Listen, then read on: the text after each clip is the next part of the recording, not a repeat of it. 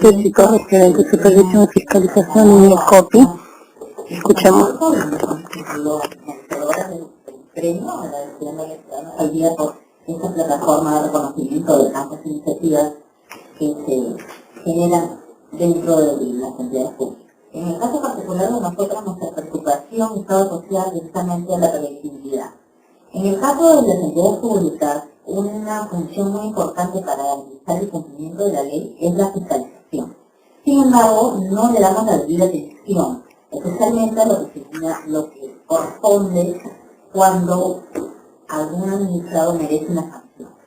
Estas iniciativas están vinculadas a las obligaciones del libro de reclamaciones, que es una herramienta que entiendo que ustedes deben conocer, el libro de reclamaciones que todos los proveedores deben tener en sus establecimientos para atender los reclamos y quejas de los consumidores, y el otro grupo de normas en que automatizamos en cuanto a su cálculo de multa fue el de las infracciones asociadas a las barreras burocráticas que imponen las entidades del Estado. Ustedes deben saber que las entidades del Estado no pueden obligar al ciudadano a cumplir con ciertos requisitos que no están establecidos en la ley. De hacerlo, o que resulten irrazonales, de hacerlo, el INDECOPI tiene la capacidad de sancionar a la entidad y al funcionario público que incurren en estas malas prácticas.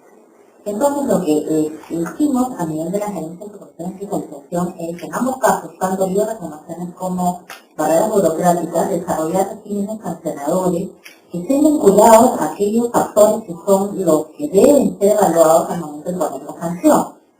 Para alejarnos un poco de la práctica, debemos reconocer de mayoritaria en el Estado, de imponer un poco al ojo cuál es la multa que corresponde en cada caso. Entonces, en el caso de libros de reclamaciones, lo que hicimos era reunir una metodología de cálculo de multas en función a la aceptación a aquel ciudadano que no puede presentar un reclamo a través de libros, ¿no? Acá hay una aceptación al derecho a reclamar y un posible valorizado. En el caso de barreras burocráticas, los factores que se han tenido en cuenta son, por ejemplo, si la barrera que se impuso está asociada a un sector particular, a alguna población, si se impone la barrera es, digamos, la elección del alcalde, un funcionario de menor jerarquía, una serie de factores que están, como digo, asociadas al cálculo de multa que hacen más cercano el valor de la multa a aquello que genera la infracción.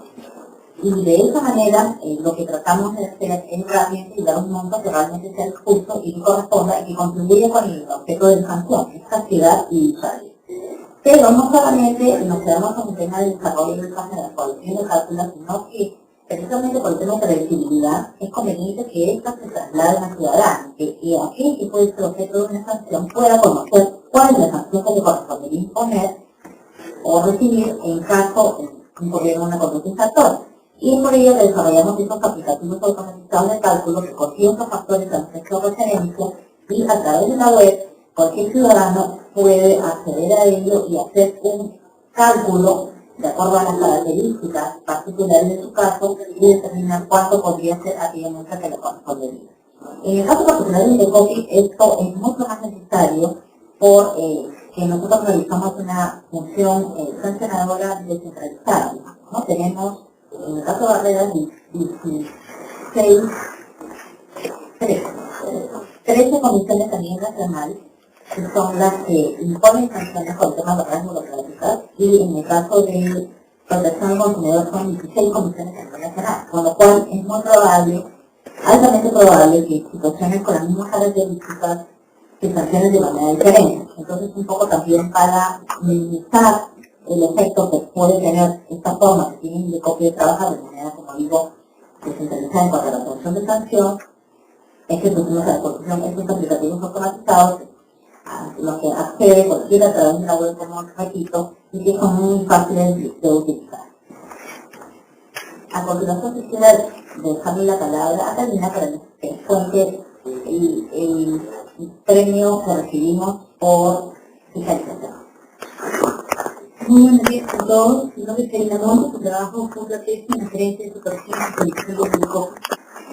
Durante el año 2013 y 2014, el INDECOPI recibe muchas denuncias de padres de familia porque no recibe servicios educativos particulares idóneos, es decir, hay cobros que no deben estar, pensiones adelantadas, y cada vez haciendo un análisis de las demandas de los usuarios, los reclamos eran cada vez más frecuentes, inclusive en la prensa salían, se sentían abusados. Y de COPI es la autoridad competente en materia de protección al consumidor de servicios educativos particulares.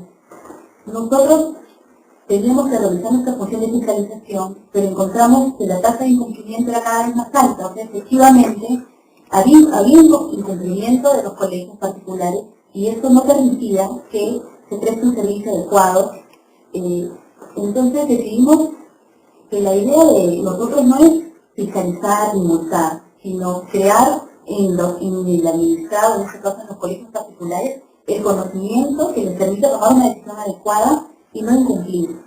Entonces lo que hicimos fue crear un sistema de autosupervisión donde está todo de manera muy amigable, cada norma, y donde el colegio entra de manera en más de una supervisión, es decir, es una supervisión obligada, y tiene que declarar, por ejemplo, cuánto cobra la matrícula, y si pone más allá de la pensión le sale un aviso, le sale la norma, ¿no? La pensión de la matrícula no debe ser mayor a una pensión. Entonces, cada obligación que en materia de fiscalización por parte del COPI, el colegio es alertado, y nosotros lo que hacemos es una fiscalización remota, es decir, ahorramos costos en la supervisión y fiscalización, mejora la eficiencia del Estado, lo estamos más rápido remotamente, y el colegio está completamente alertado de cada una de las obligaciones que tiene que cumplir. Con esto, acompañado de capacitaciones que hemos hecho a nivel nacional a todos los colegios particulares y con manuales que hemos hecho informativos para que ellos puedan contar con todas las herramientas, estamos logrando disminuir los incumplimientos en materia de este servicio educativo que es importante y esencial para todos nosotros, y esperamos obviamente que esto siga bajando en beneficio de todos los estudiantes. Solamente complementar, la herramienta Examínate requiere, digamos, como es un mecanismo de autosupervisión, como este mecanismo, el colegio va a encontrar cuál es la norma, lo probable es que el colegio se vea inducido a responder en los términos que establece la ley, ¿no es cierto? O sea, el artículo está al lado de la pregunta, ¿no es cierto? Entonces lo más probable es que el colegio responda en el sentido correcto. Es por eso que adicionalmente a la herramienta estamos fortaleciendo el mecanismo de denuncia del padre de familia. Ellos son nuestros aliados estratégicos para que los mecanismos de autosupervisión funcionen. Tenemos un correo que se llama colegio2015@indecopi.gov.pe, en el que los padres de familia de forma anónima, a nivel nacional, nos llegan aquellas denuncias en las que estarían evidenciándose incumplimientos, ¿no? Por ejemplo, están prohibidos de vender bingo, pero lo hacen. Y si detectamos que a través del Examínate ellos han dicho que no venden bingo, ahí lo importante va a ser que la sanción sea muy fuerte, ¿no es cierto? Porque no solamente se está haciendo algo ilegal, sino además hace utilizar la herramienta de la autosupervisión engañando, ¿no? Dando una información falsa. Entonces es importante entender que el Examínate requiere de la participación ciudadana, en este caso los padres de familia, y que es importante la empleatriz de estos mecanismos fáciles y, como digo, en este caso muy sensibles, garantizando el anonimato para poder estar convencidos de que los colegios realmente están cumpliendo con eso. Nos encontramos con dos prácticas muy interesantes, ¿no? Y yo me pongo mi sombrero de COPI, en donde trabajé hace muchos años, para decir dos cosas, ¿no? Yo estudié ciencias económicas, ¿no? En donde tener datos es importante para poner, ¿no? Para proyectar, ¿no? Entonces a mí siempre quería con los abogados, ¿no? Que ellos interpretaban la ley, ¿no? Entonces vamos a interpretar la ley por poner una función, ¿no? Y para mí lo más importante era, bueno, ¿cómo mides el daño? ¿No? A la respuesta de cómo es el daño, ¿no? Y era bien, pues, ¿no? Difícil, relativo. Entonces, por ejemplo, si Berta, ¿no? Cometida una infracción, bueno, el Cusco le vamos a poner el daño más o menos, ¿no? Según una interpretación 50, pues, ¿no? Y Georgina de Guaral, ¿no? Comete una infracción, en Guaral vamos a ver, ¿no? Ya, esto, ¿no? Según una interpretación del daño. Pero ahora, ¿qué tienen? Tienen un mecanismo para que de manera, ¿no? racional puedan, ¿no? determinar una multa y hacer que sea un costo, ¿no? Eso para mí era ponerles el sombrero de las ciencias económicas, ¿no? a los abogados.